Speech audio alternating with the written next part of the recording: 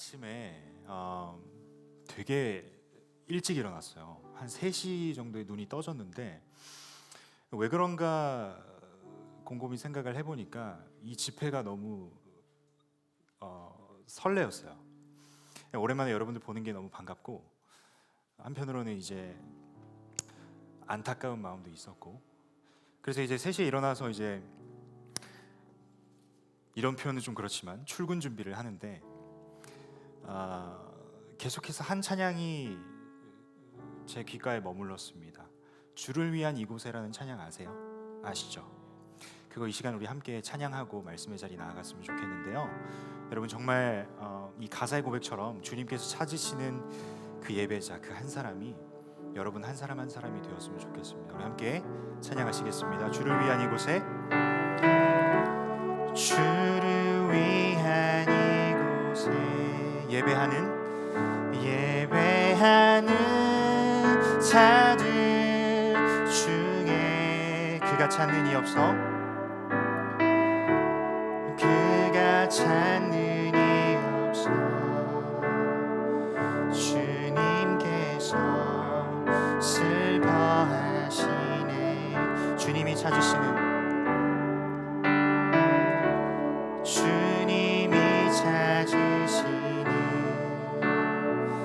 그 한 사람, 그 예배자. 주님, 내가 정말 그 예배자 되길 소원합니다. 내가 그 사람 되길 간절히 주께 예배하네. 주 은혜로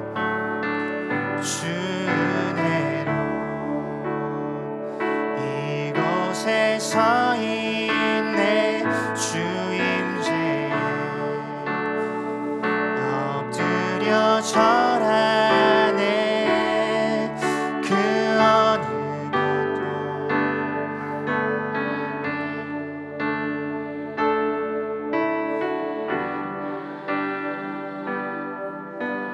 다시 한번 고백합니다. 주 은혜로 이곳에 서 있네. 주 임재에 엎드려 절하네.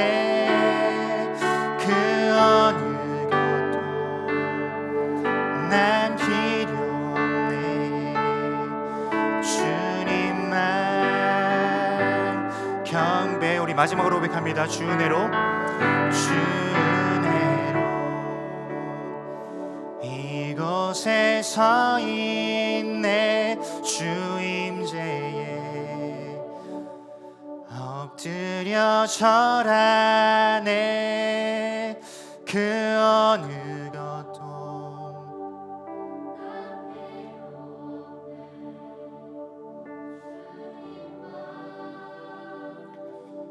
우리 전심을 다해서 고백합니다. 주 은혜로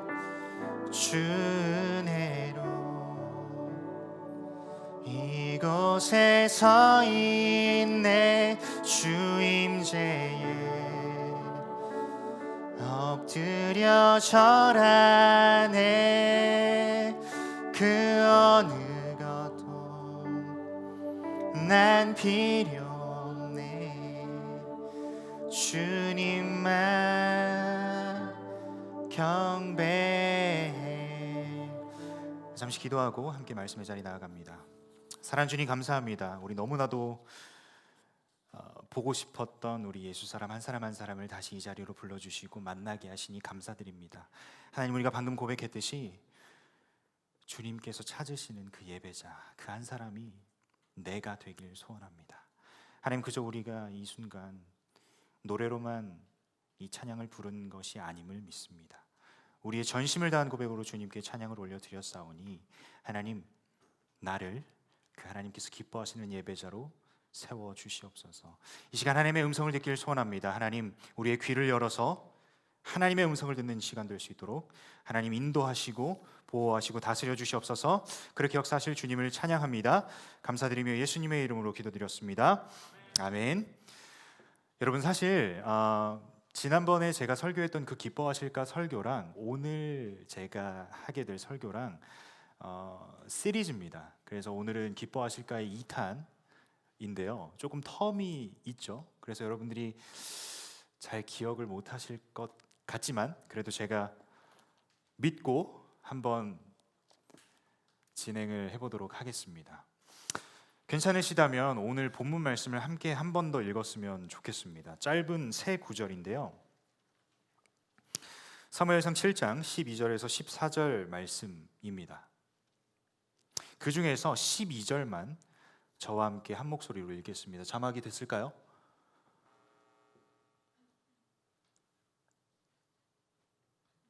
오케이, 나왔습니다. 자, 우리 한 목소리로 읽겠습니다. 시작. 사무엘이 돌을 취하여 미스바와 센 사이에 이르되 여호와께서 여기까지 우리를 도우셨다 하고 그 이름을 에베네셀이라 하니라. 아멘. 저는 이 오늘 본문을 딱 읽으면은 그 떠오르는 찬송가의 가사가 있습니다. 눈치채신 분들도 있겠지만 지금까지 지내온 것 주의 크신 은혜라. 이 찬송가 아세요? 그렇죠, 아시죠? 사실 이 찬송은 명절이 되면은 저희 할아버지 집에서 또는 외할아버지 집에서 이렇게 가정 예배를 드릴 때 늘상 불렀던 찬양입니다.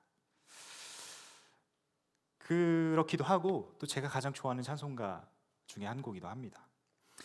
저는 이 찬양의 가사가 우리가 함께 읽은 이 본문의 내용과 딱 맞아떨어지는 고백이라고 생각을 합니다.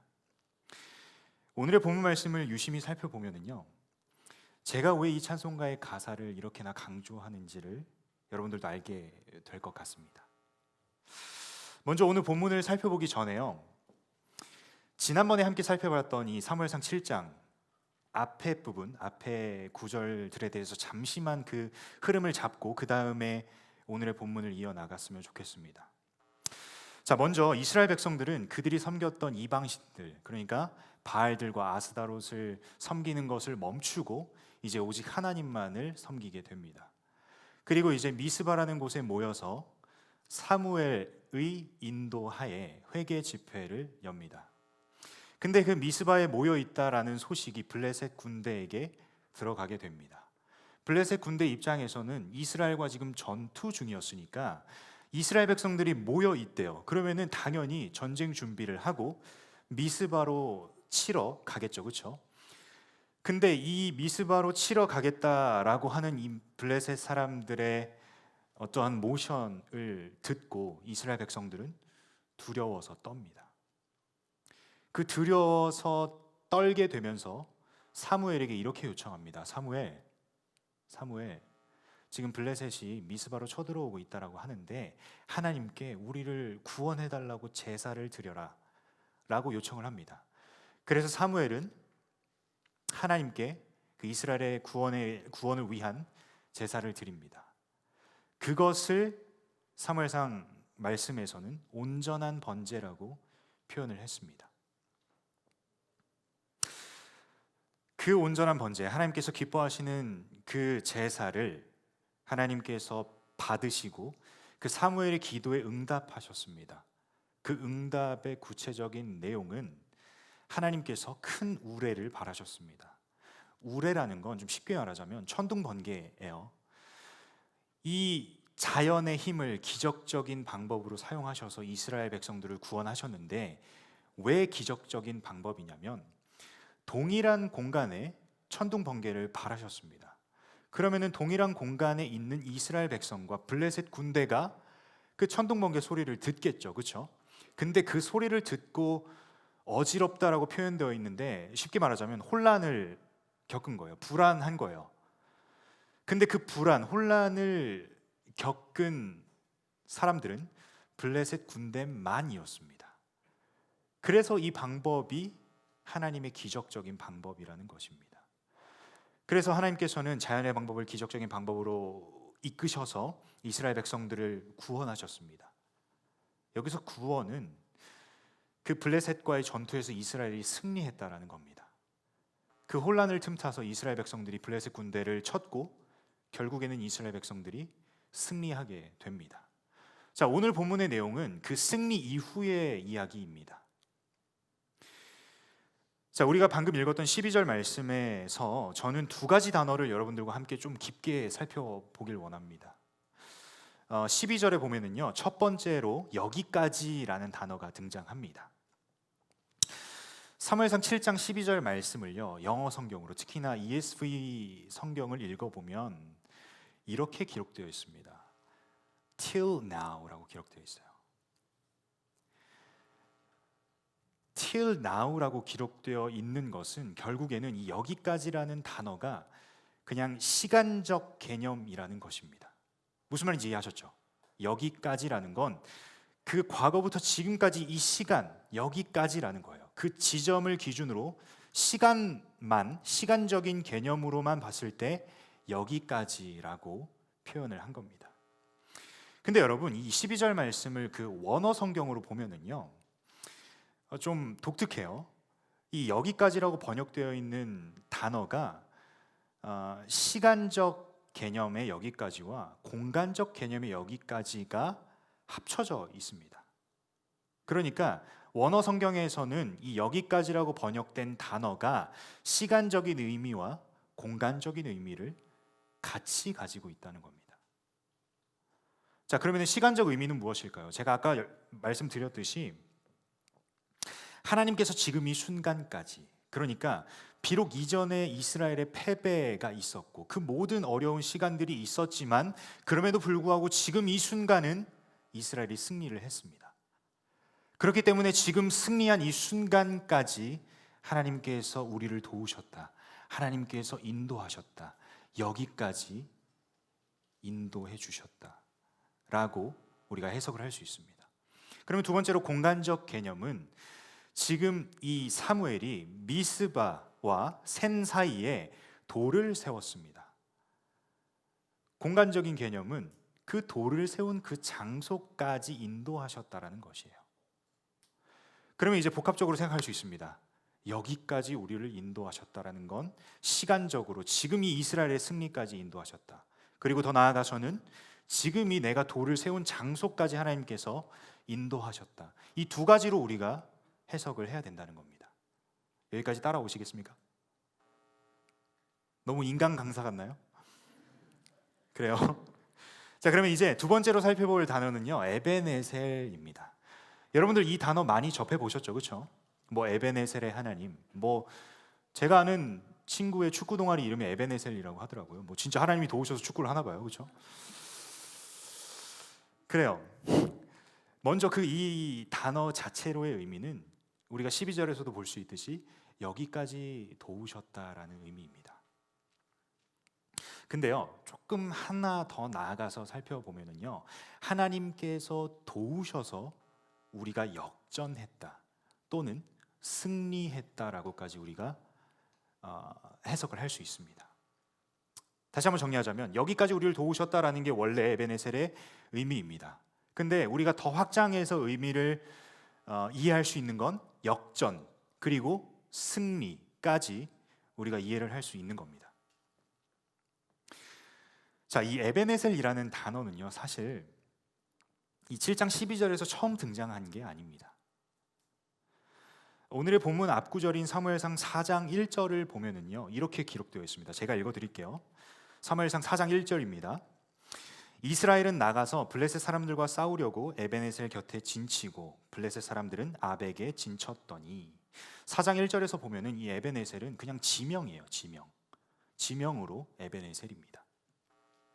그러니까 오히려 순서를 따지면은 우리가 오늘 다루고 있는 사무엘상 7장 12절보다 훨씬 앞구절에 있는 4장 1절에서 먼저 에베네셀이라는 개념이 등장을 했던 거예요.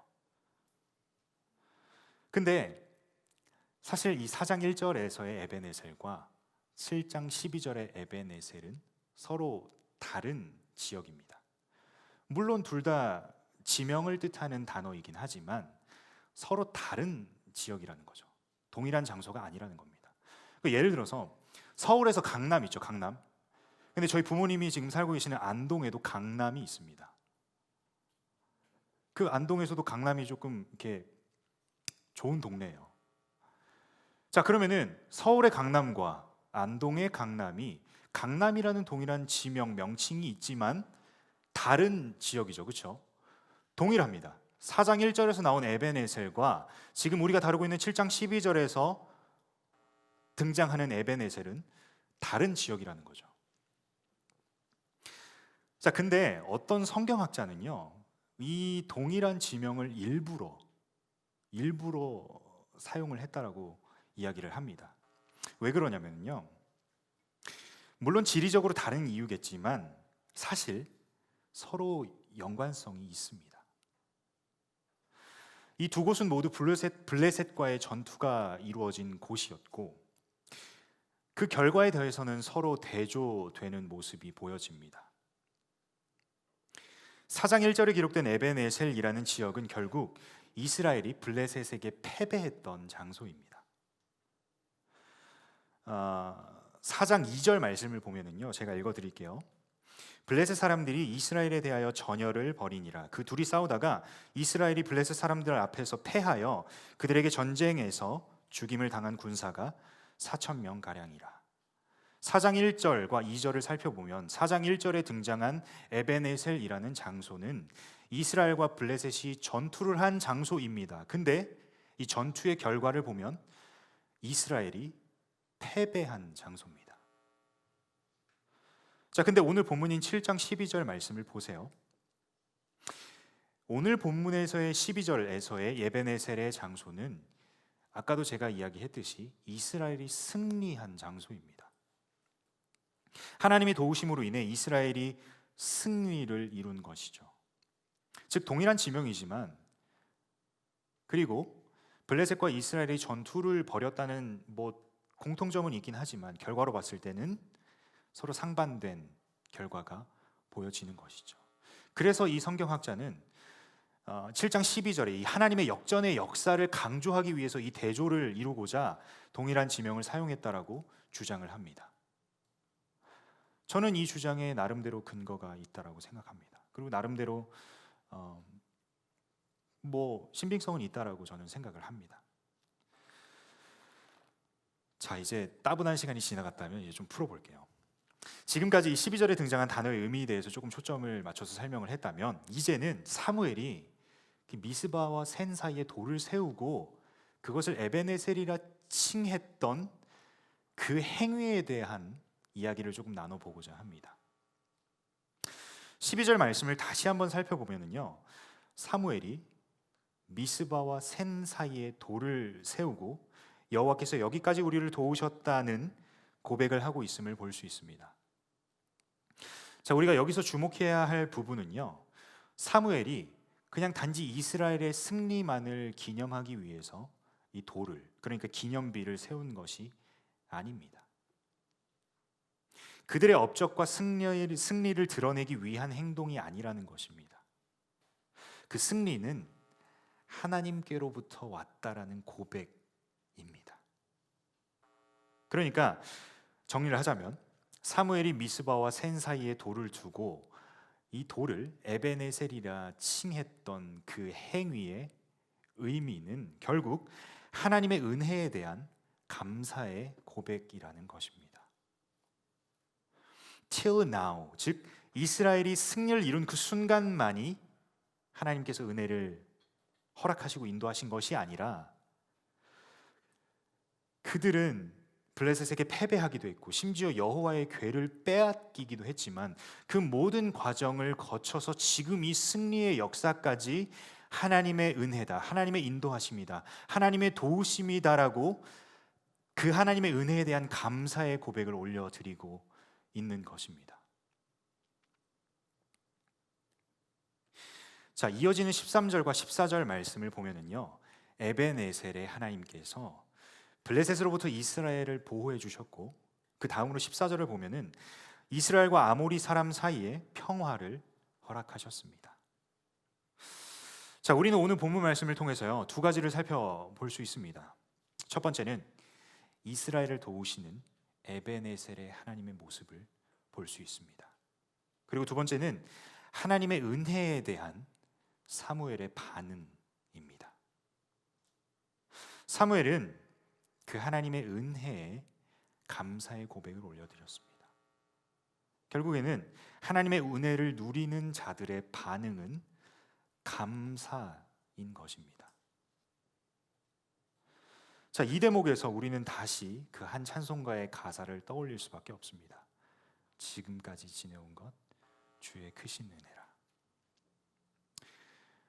솔직히 얘기하자면요, 저는 이 찬양의 가사를 절대 이해를 못했습니다. 물론 수도 없이 많이 들어왔고 수도 없이 많이 불러봤지만 이 찬양의 가사가 이해가 안 되는 거예요. 왜냐하면 이 찬양의 가사와 내 삶의 모습을 보니까 너무나도 괴리감이 큰 거예요.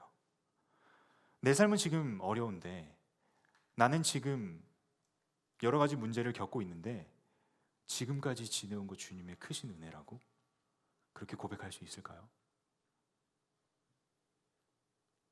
만약에 그럼에도 불구하고 지금까지 내가 지내온 것이, 그 어려운 시간들이 하나님의 은혜라면 도대체 하나님의 은혜란 무엇일까요? 그러면 그 은혜를 누린다는 것은 도대체 어떤 느낌일까? 이러한 의문이 제 머릿속을 사로잡았던 적이 있습니다. 그 하나님의 은혜가 무엇일까? 수많은 설교를 듣고 수많은 찬양의 가사에 은혜라는 단어가 등장하는데 정작 저는 그 은혜가 무엇인지 몰랐습니다. 오히려 하나님 앞에, 지금 너무 부끄러운 얘기지만 하나님을 증오하기도 했습니다. 이게 하나님이 원하시는 은혜입니까? 이게 하나님이 말씀하시는 은혜입니까? 은혜가 아니라 은혜입니까? 동일한 맥락 속에서 오늘 본문 속에서 에베네셀의 하나님, 저는 그냥 역사 속의 사람 같았습니다.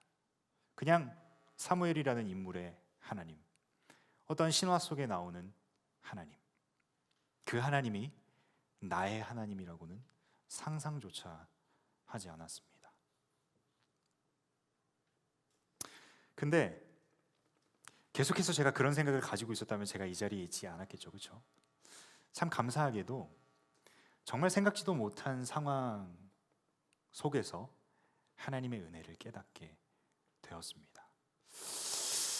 그래요. 저는 사랑의 교회 오면서 오자마자 듣게 된 이야기가, 저 친구는 굉장히 부유한 집안의 피를 이어가는 사람일 것이다라고 오해를 많이 받았습니다. 네, 여러분 지금 웃으시는 분들은 무슨 얘기인지 알 것 같은데, 실제로 누가 농담을 했는데 실제로 믿었어요. 심지어 저분은 그 S전자의 그분의 조카다. 내가 진짜 어이가 없어가지고 그런 이야기들을 들었습니다. 물론 저도 뭐 서울에서 태어났고 뭐 도시에서 자라왔습니다. 근데 제 인생의 가장 큰 터닝 포인트라고 하면은 시골로 이사 간 거였습니다. 그렇게 보이시지 않겠지만 저는 시골에서 고등학교 시절을 보냈습니다. 여러분들이 상상하는 시골 그 이상입니다. 저는 고등학교 때 배달 음식이라는 걸 먹어본 적이 없습니다. 집에 배달이 안 오니까요. 못 오니까. 그리고 동네 친구라는 게 없었습니다. 다 할머니 할아버지니까. 그 가운데서 참 하나님을 많이 원망했습니다. 오해하기도 했고요. 무슨 오해냐면, 하나님이 우리 가족을 조금 미워하시나 보다. 왜냐면 그때 드라마 보면은 그런 거 있었어요. 잘 나가던 이렇게 부장이나 사장급의 가정이 그 어떤 회장의 눈에 밖에 벗어나면 이게 좌천되는 거 알죠? 시골로 막 이사 가고 막 포터에다가 막 짐 실어가지고 시골로 가고, 그런 것들을 보니까 나는 그렇게 오해했던 거예요. 하나님께서 우리 가정을, 우리 아빠를 미워하시는구나. 우리 아빠가 하나님께 큰 실수했구나. 그러면서 저는 하나님을 오해하기 시작했습니다. 하나님은 정말 능력 있는 자들만 사랑하시나 보다. 하나님은 정말 뭐랄까, 실수 하나라도 용납하시지 않으시는구나. 그러면서 저는 하나님을 증오하기 시작했습니다. 그러다가 참 부끄러운 얘기지만 저는 너무나도 성공이 하고 싶었습니다. 돈을 많이 벌고 싶었어요. 근데 참 웃기게도 저는 하나님께서 어렸을 때부터 이 사역자의 길을 계속해서 꿈을 주셨어요. 그래서 이런 생각을 합니다. 나름대로 나의 타협점을 찾은 게 그때 한창 힐송이 붐을 이룰 때였어요. 힐송 아시죠? 힐송 철시의 그 힐송 월십 팀이 되게 붐을 이뤘었는데 그들의 모습을 보니까 와, 저 사람들 진짜 저렇게 앨범 많이 내고 해외 투어 다니면 돈 많이 벌겠다. 그래서 저는 그때부터 꿈이 힐송 철시의 담임 목사였습니다. 그래서 저는 공부 다 때려치고 대학은 무슨 대학이에요. 영어 공부하고 음악만 했습니다. 나는 20살 되자마자 엄마 아빠한테 안녕, 나 간다. 그리고 난 비행기 티켓 끊고 호주로 가려고 그랬어요. 진심이에요. 왜냐고요? 성공하고 싶었어요. 그러다가 고등학교 1학년 때는 물론 뭐 공부 안 했겠죠, 그렇죠? 맨날 그래도 그 명확한 목표는 있었으니까 영어를 엄청 봤습니다. 그리고 집에 가자마자 교회에 뛰어가서 피아노만 죽어라 쳤습니다. 진짜로. 그래서 이제 한 해가 지나가고 고등학교 1학년에서 2학년으로 넘어가는 시기였습니다. 근데 그때 하나님께서 왠지 모르게 저한테 영어 성경을 하나 던져 주셨어요. 읽었습니다. 이것 또한 영어 공부겠지. 읽었습니다. 1독, 2독, 3독까지 했습니다. 이제 어느 정도 성경 안에 기록되어 있는 단어들이 제 눈에 들어오기 시작했습니다. 그러다가 이제 힐송 철치의 찬양을 듣다 보니까 그 힐송 월십 찬양이 우리나라에 한국어로 번역된 곡들이 많이 있었어요. 근데 저는 그 두 개를 비교해서 보니까 문제가 너무 많은 거예요. 아니 무슨 번역을 이렇게 개떡같이 하나. 내가 해도 하겠다. 뭐 이런 교만함이 이렇게 점점 올라오고 있었어요. 그러면서 하나님께서 제게 비전을 주신 게 이 번역 사역이었습니다. 그래서 하나님께서 저는 지금 생각하면 하나님께서 제게 선명하게 주신 음성이라고 생각하는데 하나님께서 야, 너 그만해. 그래봤자 호주 못 가. 이런 음성을 들려주시더라고요. 그래서 저는 그때부터 뭔가 그런 생각이 있었어요. 아, 갑자기 대학을 가고 싶어졌어요. 왜냐면은 내가 영어 공부를 더 하고 싶은 거야. 진짜 전문적으로 하고 싶은 거야. 그래서 처음으로 고등학교 2학년 때 대학이라는 개념이 제 머리에 들어왔습니다. 그때 저는 서울대 말고는 몰랐어요. 그래서 이제 대학을 가야 되니까 우리나라 시스템상 수능을 봐야 되잖아요. 그렇죠? 그때부터 이제 저는 공부를 하기 시작했습니다. 정말 열심히 했습니다. 진짜로 하나님께서 제게 간절함을 허락하셔서 우리 집엔 돈 없고 우리 아빠 엄마 나 대학 못 보내고 그러면 내가 스스로 가야 될 것 같은데 방법은 장학금밖에 없는 거예요. 죽어라 열심히 했습니다. 그러다가 이제 친구들은 막 스펙 쌓는다고 하는데 저는 그런 거 1도 몰랐어요. 그냥 수행평가 이런 거 1도 몰랐어요. 그러다가 이제 옆에서 막 방학이 되니까 막 뭐 어디 자꾸 간다고 하는 거예요. 뭐 무슨 캠프를 가네, 뭐 어딜 가네 그래가지고 저도 그래서 그러면 네이버에 찾아보면 되나 보다. 그래서 네이버에 캠프라고 검색을 했습니다. 그랬더니 그 상단에 어떤 배너 광고가 떴는데요. 그 당시에 그 프로그램 이름이 한화 날개 나눔 컨퍼런스였습니다. 이게 뭐냐면 그 하버드 대학교에서 그 교수님들과 재학생들이 한국에 와서 그 뭐랄까 멘토링을 하는 건데 그 우리나라 어떤 그 기업의 스폰서를 받아서 이렇게 하는 거였습니다.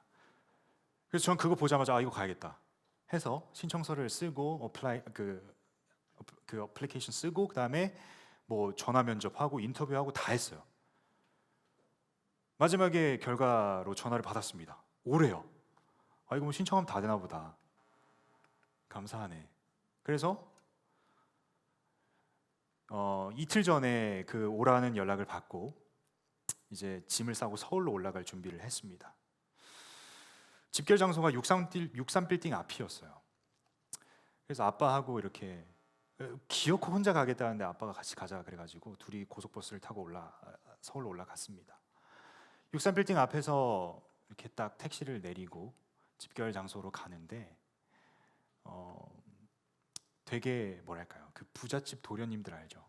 막 기사분이 애들 내려주고 그 차 대열이 쭉 이어져 있는 거예요. 저랑 아빠는 이렇게 멀뚱멀뚱 걸어가는데 제 앞에는 그런 친구들이 쭉 깔려 있었습니다. 그리고 그 셔틀버스를 타고 그 연수원으로 들어갔습니다. 아니나 다를까 저만 일반계고 학생이었습니다.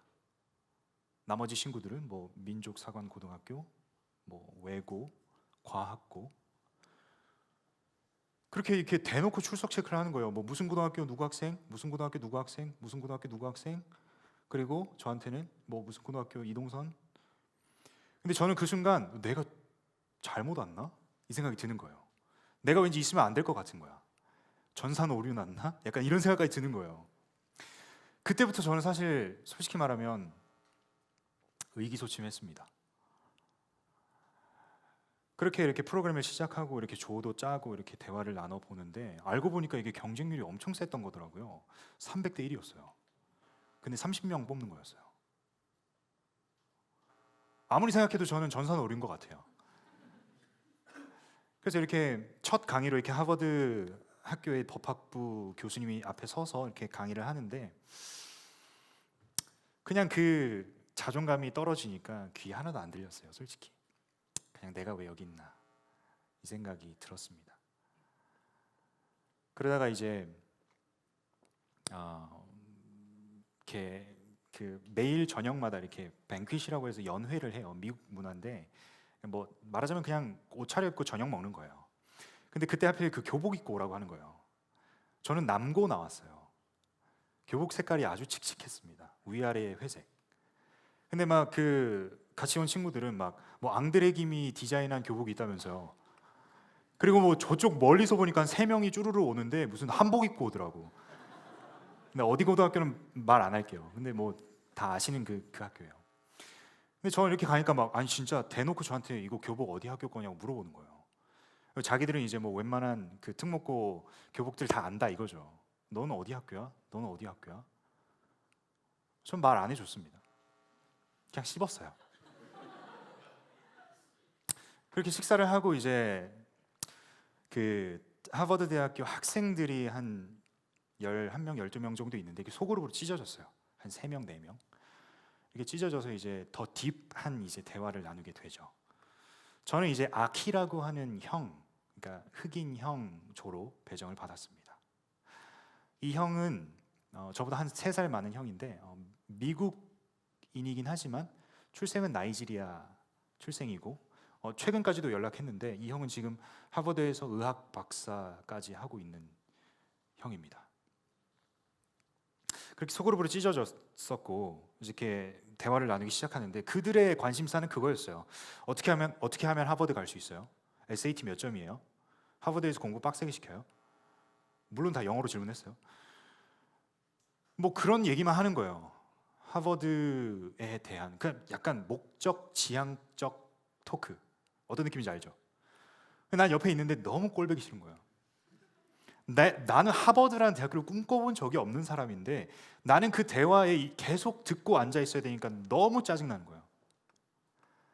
그래서 그냥 가만히 있었어요. 참았어요. 그러다가 이제 조금 그 소그룹실이 좀 더워져가지고 이렇게 그 아키 형이 이렇게 소매를 올렸어요. 이렇게 소매를 올렸는데 여기 손가락과 여기 팔 라인에 타투가 있었어요. 여기 손가락에 알파벳 B, 여기 Y, G, R, A, C, E. 오늘의 설교 제목인 By Grace. 그리고 여기 팔뚝에는 GG라고 해서 God's Grace라고 새겨놨더라고요. 저는 뭐 대화는 관심 없으니까 제 시선은 여기 팔뚝 뭐 이런 타투 뭐 그 사람이 입고 있는 나이키 티셔츠 야 저거는 미국에서만 파는 건가? 막 이런 생각을 하고 있었어요. 저 색깔 되게 이쁘다. 근데 이제 이게 문구가 보이니까 저 사람 크리스찬인가? 이 생각이 문득 드는 거예요. 그래서 내가 할 수 있는 유일한 대화의 소재거리인 것 같아요. 그래서 이제 이 밥맛 떨어진 친구들이 대화를 끝내니까 이제 내가 치고 나갔어요. 그 타투의 의미가 뭐냐? 근데 되게 표정이 안 좋아졌어요. 그래서 내가 속으로 실수했나? 아니면 내 영어가 너무 구린가? 이 사람이 나에 대해서 실망했나? 뭐 이런 생각까지 들었어요. 근데 이제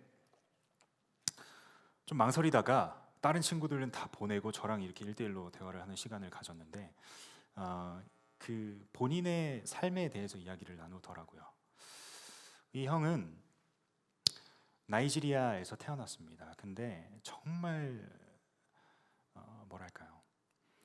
판자촌인데 쓰레기 더미에서 태어났어요. 태어나자마자 살던 곳이 쓰레기 더미였어요. 그러다가 5살, 6살 때 어머님, 아버님이 돌아가셨어요. 근데 그게 폭동으로 그 군사들에게 맞아서 돌아가셨어요. 근데 그 기억이 생생하게 있대요. 엄마 아빠가 내 눈앞에서 맞는 게. 그러고 나서 이제 혼자 쓰레기 더미에서 그렇게 살아왔대요. 쓰레기 씹어 먹으면서. 그러다가 이제 미국 한 선교 단체에서 이렇게 구호물품을 주고 이렇게 계속해서 케어를 해주다가 11살 때 한 미국인 선교사님의 도움으로 미국으로 이민을 가게 되었습니다. 그렇게 해서 이제 미국에서 계속 공부를 하고 이렇게 하나님께서 주신 비전을 따라 그렇게 살아가는데 그 이야기는 물론 감동스럽고 너무나도 좋은 이야기지만 그 형의 고백이 저는 너무나도 은혜로웠습니다. 무슨 말이냐면 사실 되게 힘들었대요. 솔직히 말하면 미국 가서도 인종차별 당하고 그냥 부모가 없다는 사실에 되게 힘들고 그럼에도 불구하고 그거 하나만큼은 감사했대요. 하나님이 나를 사랑하신다고. 그러니까 이제 그 하나님이 나를 사랑하신다는 것만으로 나는 하나님의 은혜를 누리고 있는 사람이다라고 그렇게 느끼면서 살아갔다는 겁니다. 그러면서 이제 그 하나님의 은혜를 뭐랄까요? 계속해서 기억하고자 여기다가 타투를 새겼다고 합니다. 저는 그 얘기를 듣고 이게 하나님의 은혜를 깨달은 자, 하나님의 은혜를 누리는 자들의 삶의 모습이구나라는 걸 알게 되었습니다. 지금 내가 겪고 있는 어려움, 지금 내가 직면한 문제들이 있지만 하나님이 나를 사랑한다는 그 사실 하나만으로 나는 충분히 은혜를 누릴 수 있다라는 새로운 관점이 열리게 되었습니다.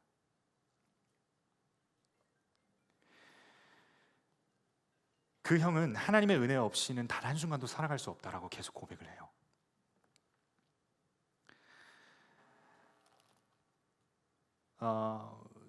저는 그 순간 이게 정말 사람의 입술을 통해서 할 수 있는 고백 중에 가장 아름다운 고백이구나라고 느꼈습니다. 모든 것이 하나님의 은혜입니다. 하나님의 은혜입니다. 하나님의 은혜 없이는 살아갈 수 없습니다. 어떻게 보면 내 연약함을 드러내는 표현일 수도 있습니다.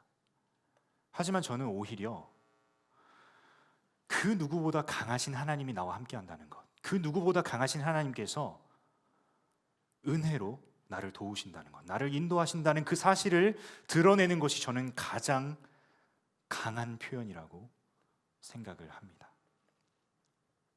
사랑하는 여러분, 아직까지 은혜가 무엇인지 모르겠고 그냥 사경회나 특별한 행사에서 느낄 수 있는 그리고 체험할 수 있는 어떤 감정적인 것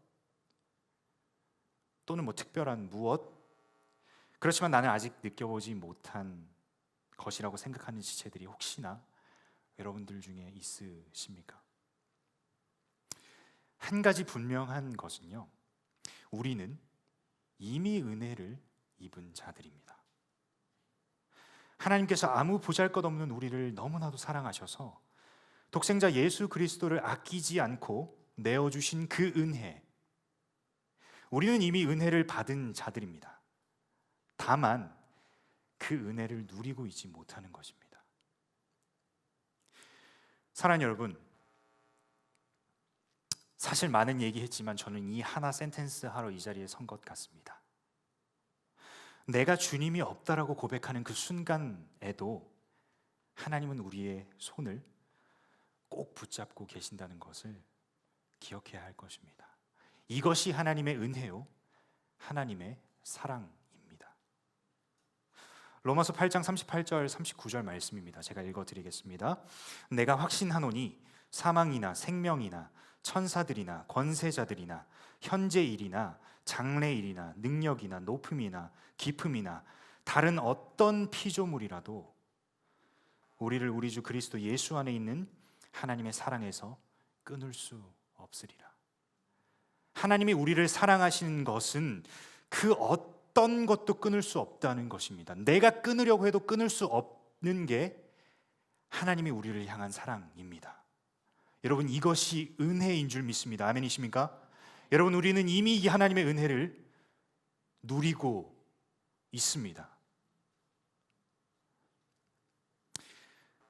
저는 여러분들과 이렇게 원투원을 할 기회가 몇 번 있는데 그 중에서 가장 감사하면서도 가장 도전이 많이 되었던 순간들을 꼽자면 하나님의 은혜라고 고백하는 그 내용이었습니다. 객관적으로 봐도 너무나도 힘든 시기를 겪고 있는 것 같은데 그럼에도 불구하고 하나님의 은혜라고 고백하는 지체들의 입술의 고백이 얼마나 아름답고 얼마나 감사한지 모르겠습니다. 사랑하는 여러분, 지금 이 시간을 통해서 하나님의 은혜를 깨닫지 못한 지체들이 있다면 믿음의 눈이 열림으로 지금까지 나의 삶의 여정이 하나님의 은혜였음을 깨닫는 시간이 되길 간절히 바랍니다. 지금 이 402호 집회실에 여러분들의 에베네셀을 세우고 하나님께서 여기까지 나를 인도하셨다, 그 감사의 고백을 올려드릴 뿐더러 이 하나님께서 나와 언제나 동행하신다, 이 하나님, 나를 도우시는 하나님, 에베네셀의 하나님이 늘 내가 어디를 가든지 무슨 일을 하든지 나와 함께 하신다는 그 기대를 가지고 이 집회실 밖을 나가서 여러분들의 삶의 자리에서 살아갔으면 좋겠습니다. 여기까지 인도하신 에베네셀의 하나님께서 앞으로도 인도하시는 살아계신 하나님이심을 기억하는 오늘 이 시간이 되길 간절히 소원합니다. 사랑하는 여러분, 우리가 믿는 하나님은 그저 역사 속의 하나님 또는 신화처럼 들리는 하나님이 아니십니다. 에베네셀을 세운 그 사건을 그저 역사적인 하나의 사건으로 볼 것이 아니라 이스라엘 백성을 구원하셨던 그 성경 속의 하나님, 사무엘의 하나님, 이스라엘 백성의 하나님이 지금 우리가 믿는, 그리고 지금 우리와 함께 하시는 살아계신 하나님이심을 믿어야 할 것입니다. 그 하나님이 지금도 동일하게 우리와 함께 하셔서 우리의 삶을 인도하시고 지금도 나의 등 뒤에서 나를 도우시며 나의 삶을 주관하고 계심을 기억해야 할 것입니다. 여러분들이 겪고 있는 여러 상황 속에서 또는 지금 이 코로나 시기를 겪고 있는 상황 속에서도 에베네셀의 하나님께서는 우리와 함께 하십니다. 그 하나님은 살아계시고 전능하신 하나님이십니다. 에베네셀의 하나님께서 매 순간 우리에게 허락하시는 은혜를 누리며 감사의 고백을 올려드리는 우리 예수 사람 한 사람 한 사람이 되길 소원합니다. 우리 시간 함께 찬양하고 기도하는 시간을 가졌으면 좋겠습니다.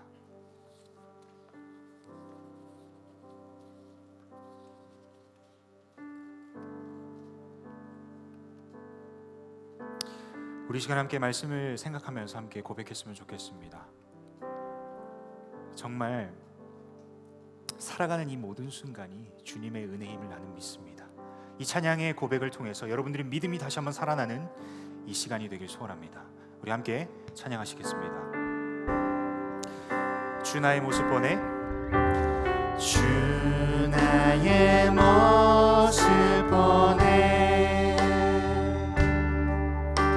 사는 나의 맘 보시네 주 나의 눈물 안에 주 나의 눈물 안에 홀로 울던 말 아시네 주 사랑 내게 있네 주 사랑 내게 있네 그 사랑이 날 채우네 주 은혜 내게 있네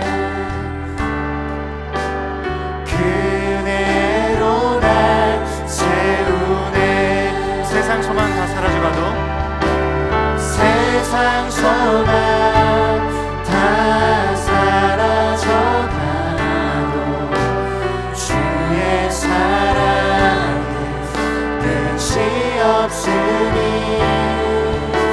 살아가는 이 모든 순간이 주의 힘을 나는 믿네 세상 소망 다 사라져가도 세상 소망 다 사라져가도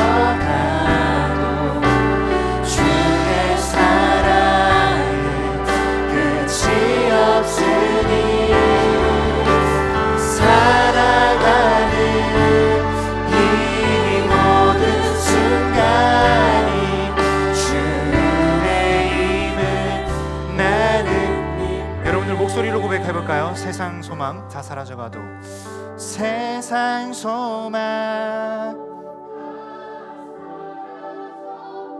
아멘 주님 아멘 주님의 은혜를 믿습니다 주님의 은혜를 믿습니다 아버지 하나님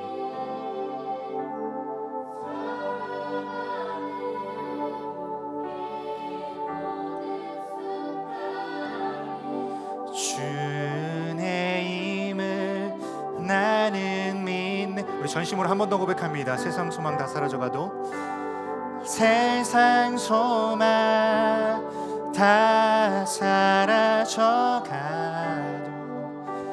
주의 사랑은 끝이 없으니 살아가는 이 모든 순간이 주의 힘을 나는 믿네 살아가는 이 모든 순간이 살아가는 이 모든 순간이 주의 힘을 나는 믿네 사랑하는 여러분 이 시간 함께 기도했으면 좋겠습니다 이 시간 기도할 때 오늘 제가 나눴던 이야기를 조금 생각해 봤으면 좋겠습니다 제가 알던 그 아키 형 여러분들이 그냥 객관적으로 봐도 세상 소망 다 없어 보이지 않으세요?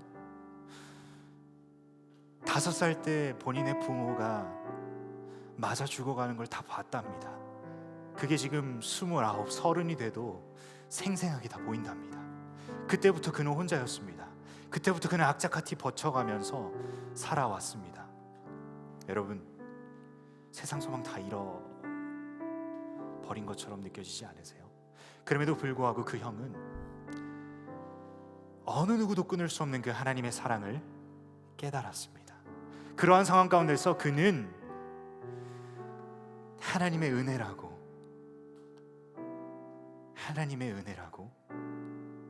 믿음의 고백을 하나님께 올려드리며 지금까지 살아오고 있습니다 사랑하는 여러분 여러분들이 어떤 처지에 있는지 어떤 상황 가운데 있는지 저는 자세하게 알지 못하지만 그럼에도 하나님은 여러분들보다 더 잘 아시는 줄 믿습니다 그 하나님께 먼저 이 시간 간절히 간구합시다 이 시간 기도할 때 주님 지금 이 순간 하나님께서 나를 사랑하신다는 것 그 사실을 다시 한번 바로 세워 주시옵소서 어떠한 생각과 어떠한 것들이 나를 사랑하시는 그 하나님의 사랑을 끊을 수 없는 줄 믿습니다 이 믿음 가지고 이 시간 믿음의 고백을 올려드립니다. 이 모든 것이 하나님의 은혜입니다. 지금까지 나의 삶 하나님의 은혜입니다라고 이 시간 정말 하나님께 믿음의 고백을 올려드리는 여러분이 되길 소원합니다. 이 시간 기도할 때 주님 내게 믿음을 허락하여 주시옵소서. 내게 믿음을 허락하여 주시옵소서. 이 시간 간절한 마음으로 함께 기도합니다. 하나님 아버지 감사합니다. 성령 하나님 역사하여 주시옵소서. 하나님 내게 믿음을 허락하여 주시옵소서.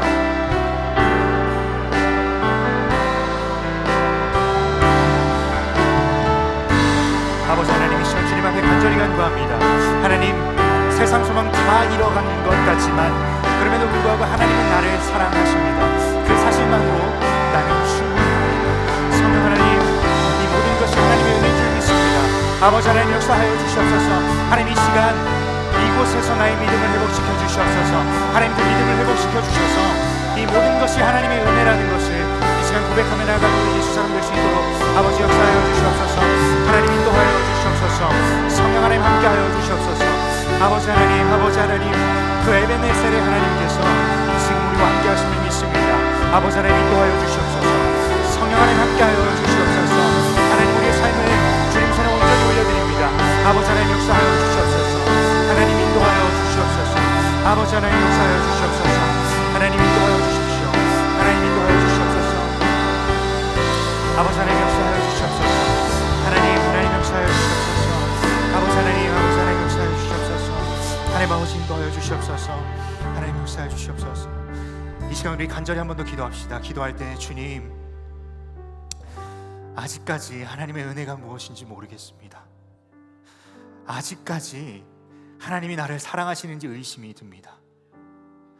하나님 도대체 은혜가 무엇입니까? 하나님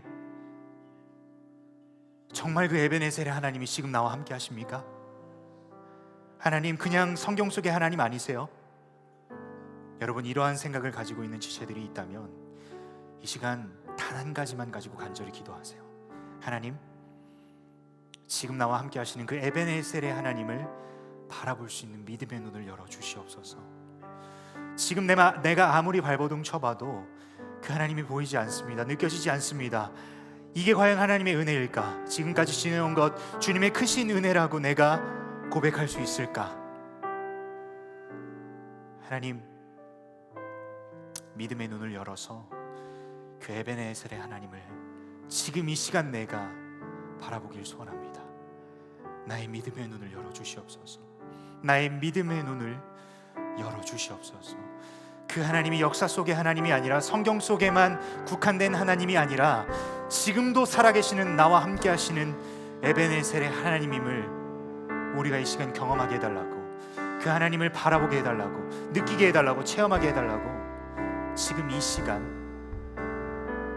정말 전심으로 간절하게 기도합시다. 이 시간 저를 한번 따라하시고 함께 기도하시겠습니다. 주여 은혜를 주옵소서.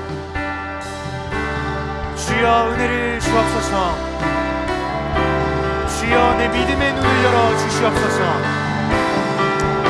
함께 기도합니다. 사랑하는 주님 감사합니다. 하나님 우리가 오늘 말씀에서 봤던 그 에베네셀의 하나님이 지금 나와 함께 하심을 믿습니다.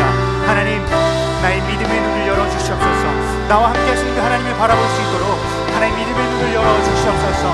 하나님 그 에베네셀의 하나님이 역사 속의 하나님이 아니라 지금 나의 하나님임을 고백합니다. 아버지 하나님 인도하여 주시옵소서. 하나님 믿음의 눈을 열어 주시옵소서. 아버지 하나님 역사하여 주시옵소서. 하나님 이들을 구사하여 주시옵소서. 하나님 이들의 믿음의 눈을 열어 주시옵소서. 하나님 간절히 간구합니다. 우리 사랑하는 예수 사람 중에 하나님을 아직까지 만나지 못한 사람이 있다면 하나님 믿음의 눈을 열어 주시옵소서.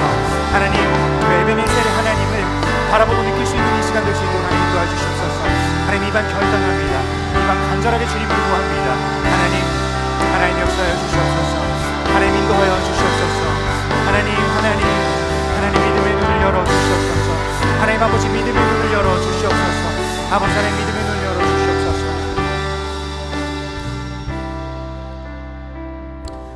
우리 이 시간 간절한 마음으로 함께 찬양했으면 좋겠습니다. 주께 가까이 함께 찬양합니다. 함께 찬양합니다. 주께 가까이, 주께 가까이 날 이끄소서. 간절히 간절히 주님만을 원합니다. 채워주소서, 채워주소서.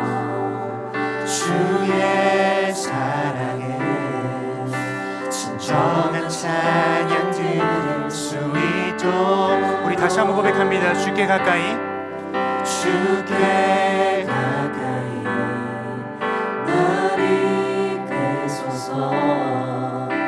간절히 주님만을 원합니다. 채워주소서, 채워주소서.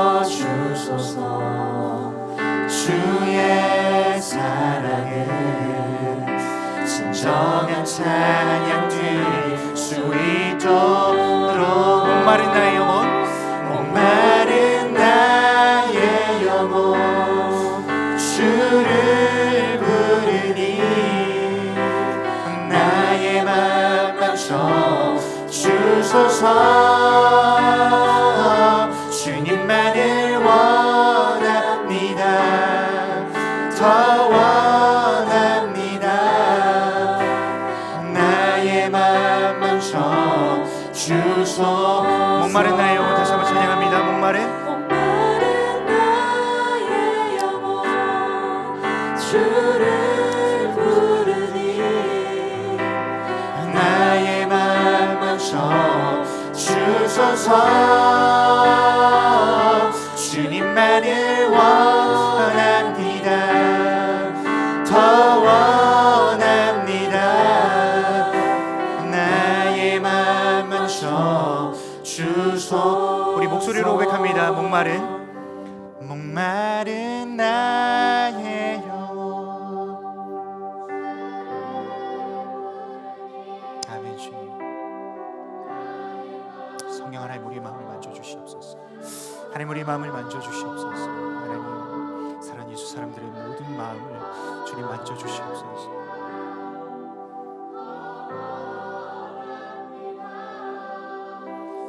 나의 맘 만져 주소. 우리 마지막으로 고백합니다. 목마른 나의 영혼, 목마른 나의 영혼 주를 부르니 나의 맘 만져 주소서. 주님만을 원합니다. 더 원합니다. 나의 맘 만져 주소서. 함께 기도합니다. 사랑하는 주님, 감사합니다. 하나님, 짧은 시간이었지만 그래도 오늘의 말씀을 통해서 우리는 그 에베네셀의 하나님을 목격하고 경험했습니다. 하나님, 이 시간 바라는 것은 그저 하나님이 에베네셀의 하나님이 성경 속에 사무엘의 하나님, 이스라엘의 하나님이 아니라 나와 함께 하시는 하나님, 그 하나님임을 깨닫는 이 시간이 되길 소원합니다. 하나님, 혹시나 간절하게 하나님의 은혜를 구함에도 불구하고 아직까지 나는 하나님의 은혜를 느낀 적이 없다, 하나님의 은혜가 무엇인지 모르겠다라고 아직까지 물음표를 던지는 예수 사람이 있다면, 하나님, 오늘 이 시간 하나님께서 그 지체를, 그 영혼을 얼마나 사랑하시는지를 깨닫게 하옵소서. 세상 어느 것도 끊을 수 없는 우리를 향한 그 하나님의 사랑, 그 사랑만으로 우리는 충분합니다. 그 사랑만으로 우리는 우리의 삶 속에 수많은 어려움이 있더라도 지금까지 지내온 것, 주님의 크신 은혜임을 고백할 수밖에 없습니다. 하나님, 우리가 삶을 살아가면서 날마다 하나님의 은혜임을 고백하며 하나님께 감사의 고백을 올려드리는 사랑하는 예수 사람 될 수 있도록 한 사람 한 사람 붙잡아 주시고, 이들의 믿음과 또한 이들의 마음을 주님께서 붙잡아 주시고 주장하여 주시옵소서. 하나님, 다시 한번 이들을 축복합니다. 집회가 마치고 GBS를 마무리하면 또 저문을 열고 나가는 그 순간부터 이들의 삶의 예배가 시작이 됩니다. 삶의 문제 가운데 넘어지는 것이 아니라 지금 나와 함께 하시는 에베네셀의 하나님이 나를 도우신다라는 이 사실 가지고 이 믿음 붙잡고 나아갈 때 매 순간 승리의 역사를 써내려갈 줄 믿습니다. 그 승리의 이야기가 이들의 간증이 되기를 소원합니다.